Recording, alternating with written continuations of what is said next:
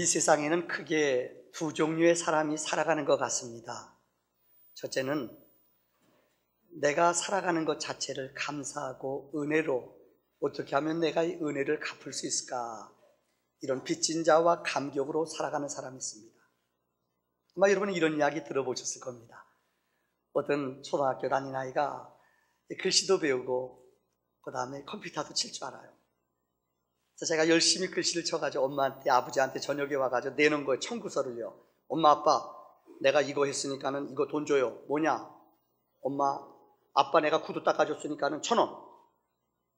그 다음에 내가 엄마 안마해 드렸으니까 1,000원. 심부름 했으니까 1,000원. 거기 제가 9가지 쓴 거예요. 9,000원 달라는 거예요. 야, 황당하기도 하고, 이거 글씨 배워놨더니 돈 달라는 것도 배웠네, 이놈아가. 심부름한 거, 청소한 거, 동생 돌본 거 9,000원 달라는 거예요. 그래서 엄마 아빠가 웃으면서 그랬대요. 그래, 아들아, 참 기특하다. 그래, 그럼 이거 내가 줄게. 그래서 엄마 아빠가 그랬대요. 그럼 너도 나한테 돈 줄 게 있다. 뭔데, 엄마?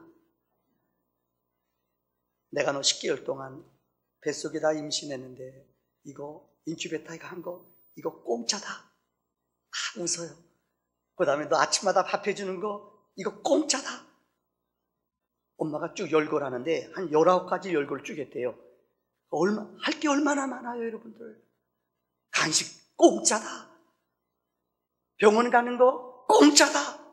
얘가 19가지 얘기하니까는 가만히 듣고 있다가 이 눈가에 이슬이 맺히면서 눈물을 조용히 흘리더래요. 야, 엄마 아빠가 나한테 이렇게 해준 게 많구나. 여러분, 저는 지난주에 제 메일에 보내주시는 어떤 분이, 목사님이 보내주신 사랑의 새벽 편지라는 글을 받아서 싫어합니다. 그 제목이 뭔가 하면은 오뎅 10개를 갚은 사랑이라는 제목입니다. 고등학교를 자퇴한 후 막노동으로 생활비와 검정고시 학원비를 벌던 시절 밥값이 없어 저녁을 거의 굶을 때가 많았습니다. 어느 날 저녁 학원에서 집으로 돌아가는데 포장마차가 보이더군요. 수중에는 500원밖에 없었습니다. 오뎅 1개 사 먹고 국물만 10번을 떠먹었죠. 그런 제가 안쓰러웠는지 아주머니가 오뎅을 10개나 주시더군요. 어차피 퉁퉁 불어서 팔지도 못하니까는 그냥 먹어요. 허겁지겁 먹는데 눈물이 그렁그렁해지더군요. 그 외에도 종종 퉁퉁 불어버린 오뎅을 얻어먹곤 했습니다. 저는 아주머니께 나중에 능력 생기면은 꼭 갚아드린다고 말하곤 했죠. 이후에 군대를 가고 또 전역하고 대학교를 졸업한 후에 저는 참 복이 있게 대기업 인사과에 취직하게 되었습니다. 아직도 그 포장마차가 있나 싶어서 찾아가 보았습니다. 6년 만이었죠. 여전히 아주머니가 장사를 하시고 계시더군요. 그런데 아주머니 옆에는 아들이 있는데 다리를 심하게 저는 뇌성마비 장애아 아들이 옆에 있었습니다. 장애인이라 마땅히 취직 자리도 없어서 안타까워하는 아주머니, 정말 안쓰럽더군요. 저희 회사는 장애인을 전문으로 채용하는 사회적 기업이었습니다. 급여는 많지 않지만은 58살까지 정년이 보장되고 학자금도 보장되는 그런 회사였습니다. 나는 그곳 우리 부장님께 찾아가서 이 사정을 이야기하고 부탁했습니다. 사정을 들으신 부장님은 흔쾌히 승낙해 주시더군요. 아들이 채용되자 아주머니는 눈물을 흘리며 기뻐하시더군요.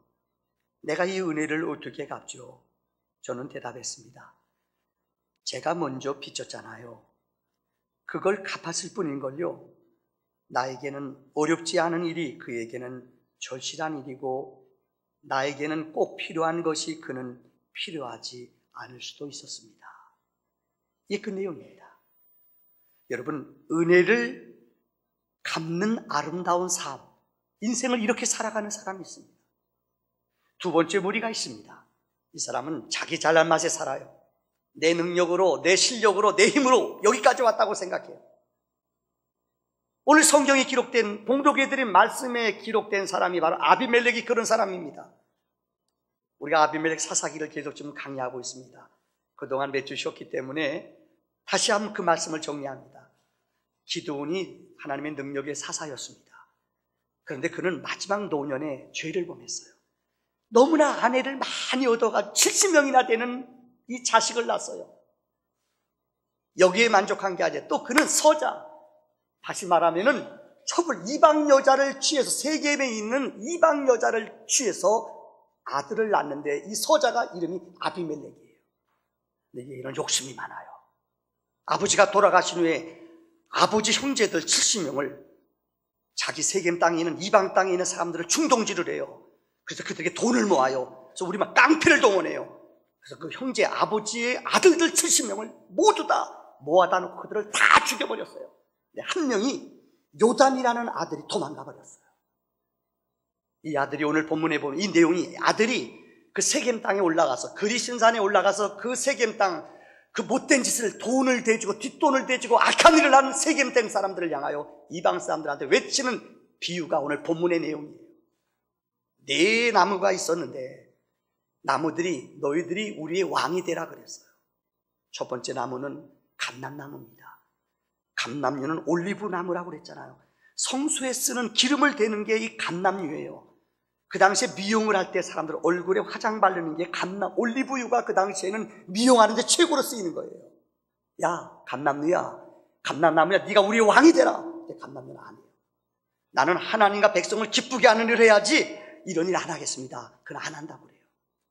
오늘 두 번째가 무화과 나무예요. 무화과 나무야, 네가 우리 왕 되라. 그도 안 한다고 그래요. 포도나무도 안 된다고 그래요.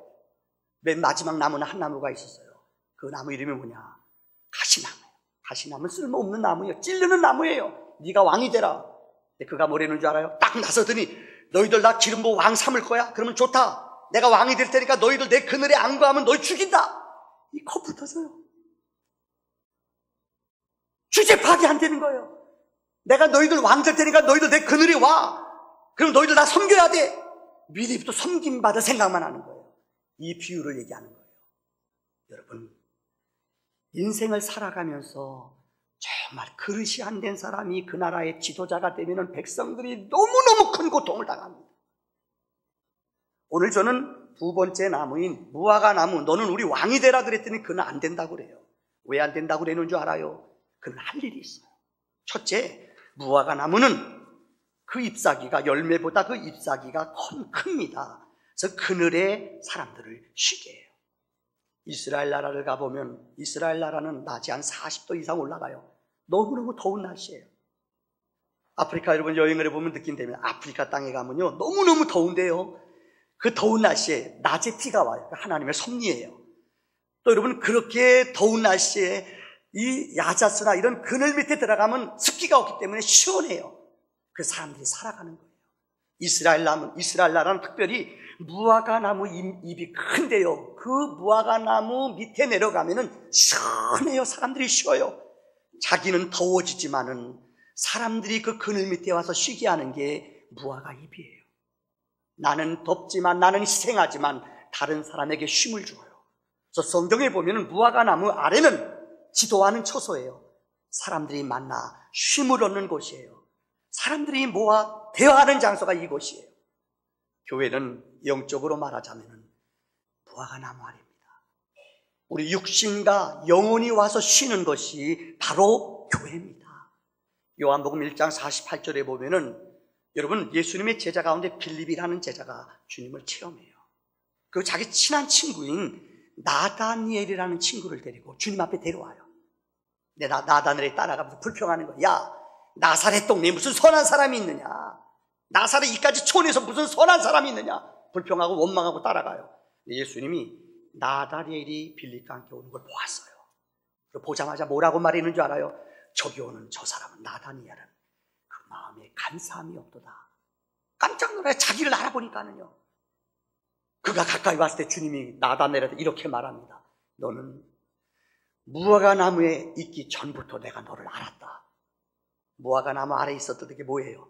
그곳에서 나다니엘은 기도하는 경건한 사람이었어요.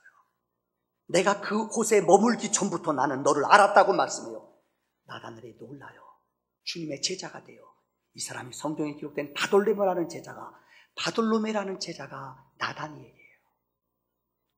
세상 사람들은 많은 곳에 가서 쉬길 원해요.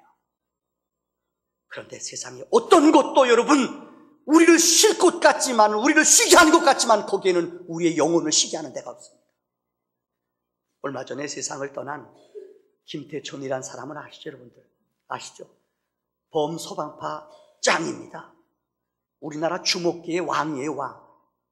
여러분, 대단한 분 아니에요? 그분 여러분 설교를 준비하면 인터넷 들어가 봤더니 인생이 진짜 기구하대요. 담양에서 태어난 사람이에요. 아버지가 신학 공부에 선교사님 밑에서 은혜 받은 사람이에요. 엄마도 그렇게 기도 많이 하시는 권사님이에요. 근데 아버지가 경찰이었대요. 근데 6.25 터지고 나서 여러분 뭡니까? 그 당시에 빨치산들 잡아다 놓고 경찰이니까 죽여야 됐대요. 근데 아버지가 신앙 양심으로 난 못하겠다. 그래서 직장이 잘렸어요. 그 다음부터 어려운 시절을 지냈어요. 아버지가 열심히 기도하며 새벽 기도 나가면서 장사하는데요. 여러분 6.25 끝나고 어려웠잖아요. 행상하는데 그 동네 주먹 쓰는 아이들이 와가지고요. 아버지 행상하는데 와장 그 니아가를 그냥 다 걷어차버린 거예요. 대장이 충격받았대요. 2가지 결심했대요. 나도 이 다음에 조폭되자. 저런 놈도 죽여버리자. 이래서 깡패가 됐대요. 또 하나는 하나님이 살아계시다면 우리 아버지같이 열심히 사는 사람, 하나님께 열심히 기도하는데 저렇게 어려움 당할 수 있느냐. 그때부터 어긋나갔대요. 그때부터 운동권 빠졌대요. 운동하기 시작했어요. 칼 쓰기 시작했어요. 17살 때부터 감옥소 가기 시작했어요. 만 64세 때 세상을 떠났습니다. 그런데 자그마치 34년 동안 깜빵에서 독방에서 있었대요. 34년 동안. 인생의 절반 이상을 감옥소에 있었대요. 얼마나 외롭고 힘들어요. 근데 그곳에서 주님을 만나는 은혜. 옛날에 그 유명한 이용숙인가 그 가수 있어요. 여러분 혹시 나이 든 분 아세요? 이분이 그곳에 교화하러 갔다가 간증하러 갔다가 이분과 편지를 주고받으면서 믿음을 회복했어요. 근데 자기가 바르게 살고 싶어도 정직하게 살고 싶어도요 세상 사람들이 가만 놔두지 않는데요. 꼬리표처럼 너는 김태촌, 깡패, 짱 부하들이 따라 아무리 살라고도 안 된대요. 여러분 인터넷 들어가서 김태촌 씨 간증한 거 보세요. 젊은 학생들 여러분 교도소에 가서 젊은이들한테 꼭 그런 얘기예요. 여러분 젊었을 때 주먹 쓰고 자기 마음껏 살아봐요. 나같이 돼요. 나같이. 그래도 자긴 진짜 범죄하지 않고 너무 억울한 거 있지요. 한번 그런 데 빠지거나 이렇게 자기 꼬리표가 붙으면 아무리 아니라고 해도 권상우 그 문제도 거기 나오더라고요. 무죄돼 나왔잖아요. 근데 감옥에서 2년 산 다음에 무죄가 됐어요. 얼마나 억울해요. 그가 얼마 전에 세상 떠나면서 하일성이라는 분이 제일 친한 친구래요. 하일성 씨가 얼마 전에 TV에 나와서 한 13분 동안 얘기해요. 나는 이 친구를 압니다. 이 친구 부자가 아닙니다. 정말 사람이 겸손하게 살라고 그랬습니다.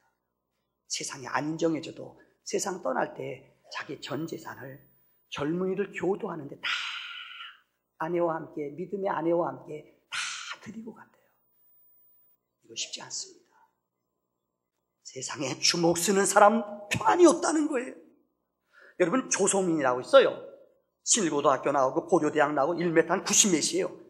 1996년도에 아십니까? 일본의 요미우리에 팔려갔어요. 요미우리에. 그때 돈으로 96년도에 20억. 우리 교인들은 감덩이가 커요. 96년도에 20억 큰 거예요. 여러분 누나라 깜짝도 안 하네요. 내 돈이냐 네 돈이지. 그러지 마세요 여러분. 96년도에 20억 가져갔어요. 요미우리에 가서 그 선수 참 마음 아프더라고요. 일본에 가서 요미우리에서 뛰는데 계속 완승하다 보니까 3년 동안 막 어깨를 혹사했어요. 망가졌어요. 최고의 선수예요. 2000년도에 우리나라의 최고 유명한 선수 누구요? 여자 탤런트 최진실. 내가 최진실 팬이에요. 결혼했잖아요. 나이 많은 언니인데 언니 하다가 누나 하다가 결혼했잖아요. 결혼한 지 2년 만에 깨졌어요.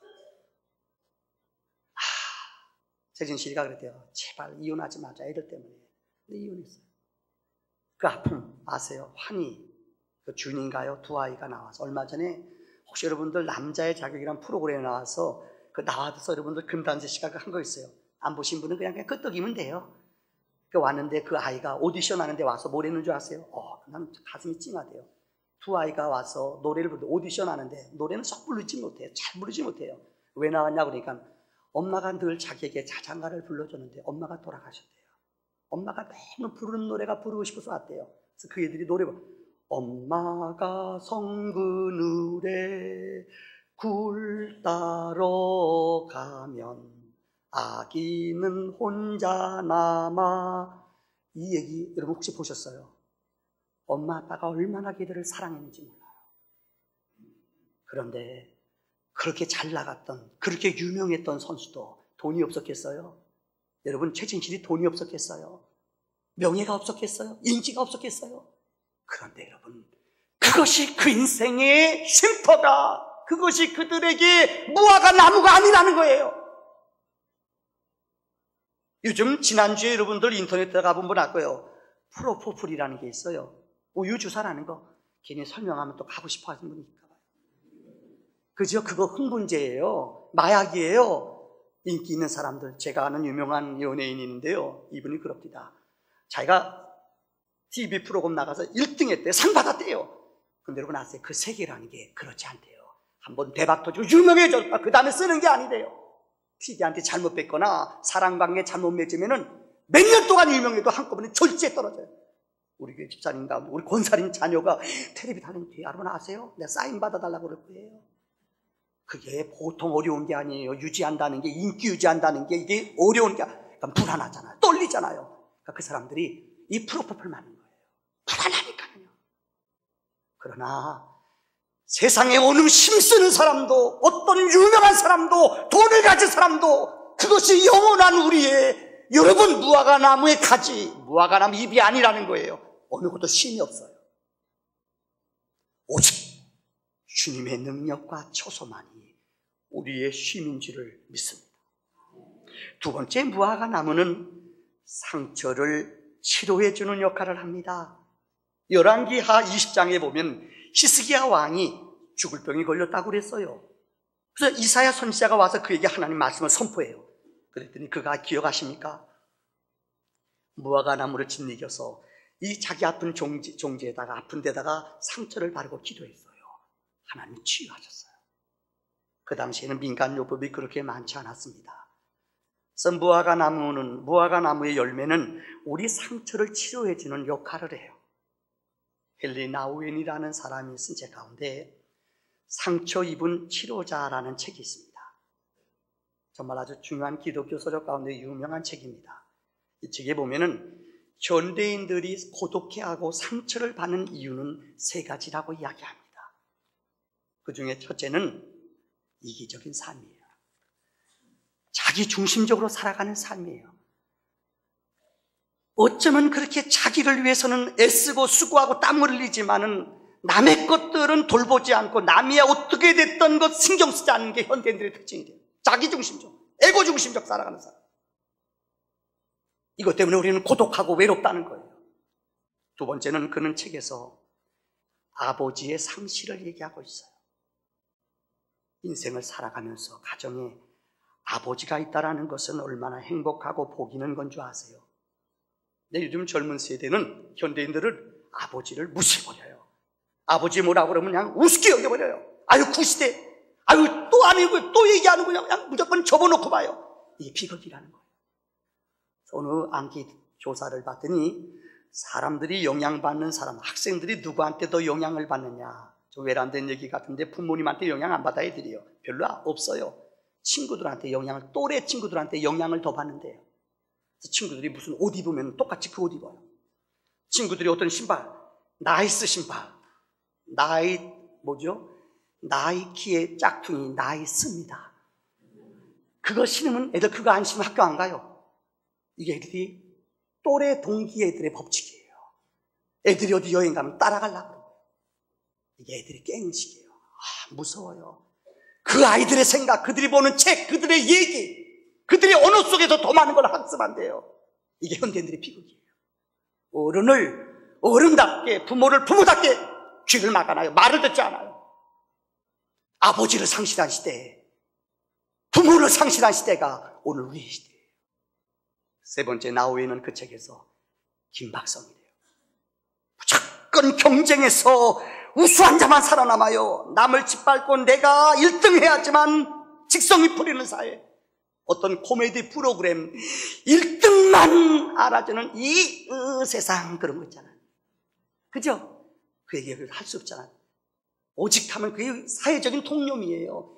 1등만 알아주는 거 아니고 2등 소용없다는 거예요. 안 그래요. 혹시 부모님이 자녀를 키우면서 여러분 똑똑하고 능력 있는 자녀만 관심 갖고 좀 덜 떨어지고 못난 아이는 함부로 여기지 않아요? 이거 아니에요. 기독교 교육은 절대 그게 아니에요. 그래서 그 책에서 그런 결론으로 이렇게 말해요. 이 땅에서 가장 상처를 많이 입은 사람이 누구냐? 인류 역사 속에 가장 많은 상처를 받은 사람이 누구냐? 예수라는 거예요. 예수는 자기 동족들한테 태어날 때부터, 여러분 아십니까? 애굽으로 피난가고 고통 속에 살았어요. 자기 동족이 아십니까? 신유, 능력, 기적 행할 때마다 따라다니면서 어떻게 하든지 예수님 고소하고 예수님 걸어 넘어뜨리려는 사람이 그 무리 가운데 너무너무 많았어요. 얼마나 많은 사람이 그분을 찌르고 오해하고 예수님은 끝까지 마지막에 십자가에 저주받은 십자가에 죽게 하잖아요. 예수님같이 눈물 많이 흘리는 분 없어요. 예수님같이 힘들어하게 사신 분 없어요. 일순간 한순간도. 보통 십자가에 사람이 못 박히면은요, 보통 사람들은 4일 걸린대요. 피 똑똑 떨어져 죽는 시간이 4일 걸린대요. 예수님은 얼마나 우리 위해 고통과 그 전에 수치와 아픔을 당했는지 아침 9시에 못 박히셔서 오후 3시, 6시간 만에 운명하셨어요. 이만큼 상처, 수치, 아픔을 당한 사람은 없어요. 나 외에는 그 책에서 이렇게 말합니다. 예수님은 상처를 정말 많이 받은 분이기 때문에 우리의 상처를 싸매줄 수 있고 우리의 눈물을 닦는 분이라는 거예요. 요즘 우리 세상에요, 가정상담 치료사들이 있어요. 가정을 치료하는 분, 세계적으로 알려진 유명한 10분 가운데 7분이, 용서하십시오, 가정이 깨지고 아픔 당했던 분들이에요. 상처를 받아왔거든요. 너무너무 힘들고 어렵게 살았거든요. 그러니까 자기가 이런 치유자가 됐어요. 너무너무 내 아픈 상처를 치료하다가 아픈 사람들의 마음을 아는 거예요. 그들의 눈물을 아는 거예요. 이걸 안 당해본 사람은 몰라요. 너무너무 큰 고통과 아픔 속에 눈물을 흘리며 서럽고 너무너무 외로운 밤을 지냈거든요. 그래서 이들이 나중에 위대한 상담가가 되고 가정을 치료하는, 싸매주는 사람이 됐다는 거예요. 보스턴이라는 미국의 한 보호소에 앤이라는 소녀아이가 보호소에 왔습니다. 이유는 어머니가 어린 시절에 세상을 떠났어요. 홀아버지가 이 아이와 자기 동생을, 아버지는 알코올 중독자예요. 정말 너무너무 알코올 중독자로 살아가요. 너무너무 술에 취해 살아가요. 어느 날 앤과 그 동생을 아버지가 버려버리고 도망가 버렸어요. 보호소에, 우리말 고아원, 미아 보호소에 이 아이들을 데려왔어요. 앤은 그 이후부터 말을 잊어버렸어요. 너무나 큰 상처. 보호소에 같이 있던 2살 어린 동생이 시름시름 앓다가 세상을 떠났어요. 애는 말도 못하고 시력도 그 이후로, 동생이 세상 떠난 이후부터 시력도 완전히 멀어버렸어요. 시력도 안 보여요. 이런 불쌍한 앤이라는 상처 입은 사람에게 어느 한 믿음의 신앙의 사람, 로라라는 선생님이 그 아이를 옆에서 지극히 돌봤어요. 말 하나 안 해요. 말도 잊어버렸으니까요. 눈도 안 보이니까요. 벽 보고 얘기하는 것 같아요. 그런데 로라 선생님은, 이 아이를, 믿음의 로라 선생님은 2년 동안 매 스킨십을 해주고 볼을 비벼주고, 사랑한다, 앤 사랑한다, 앤 너는 사랑받는 딸이야, 2년 동안. 그런데 2년 만에 기적이 벌어졌어요. 아무리 얘기해도 먹을 것 같아도 안 먹어요, 얘는요. 근데 2년 만에 한번 선생님이 나갔다 왔더니 초콜릿을 놨는데 초콜릿이 하나가 없어진 거예요. 이 아이가 먹은 거예요. 그 다음부터 선생님이 이 아이에게 대화를, 사랑을, 은혜를 주기 시작했어요. 그 아이의 마음이, 상처난 마음이 2년 만에 열리기 시작해요. 그 찢어진 마음이 치료가 되기 시작해요. 여러분, 이 아이가, 앤이라는 아이가 나중에 이 직업학교에 가서 공부했어요. 그 학교 자격증을 땄어요. 근데 어느 날 신문에 뭐가 나는지 알아요? 삼중장애를 앓고 있는 어느 집에 아이가 있는데 이 여자를 집에 와서 가정교사를 할 사람이 필요합니다. 보지도 듣지도 말하지도 못하는 사람. 그런데 엠이라는 아이는 그곳에서 치료받고 있으면서 너무나 놀라운 게, 여러분, 말이 열려주기 시작했고 보지 못하는 눈을 이 수술을 해서 눈을 뜨게 됐어요. 근데 이 아이가 그 글을 보고 내가 이 아이를 상처받은 사람을 치료해 줘야겠다. 그곳에 찾아갔어요. 그래서 자그마치 48년 동안 그 아이 곁에서 그를 돌봐줬어요. 그가 누군지 아세요? 앤 셀레반 선생님이에요. 그 장애자가 누군지 아세요? 헬린 켈러예요. 그 위대한, 여러분, 앤 셀레반 선생님이라는 사람을 변화시킨 사람이 바로 여러분들 이 로라라는 위대한 믿음의 신앙에 상처받은 자가 이를 치료했더니요, 이 치료받은 자가요, 헬린 켈러를, 삼중고를 낳는 그 아이를 하버드 대학을 졸업시켰어요. 하버드 대학을 졸업할 때에 이 헬린 켈러는 가장 위대한 말을 남겼습니다. 그는 박사학위를 받았어요. 이런 말을 했어요.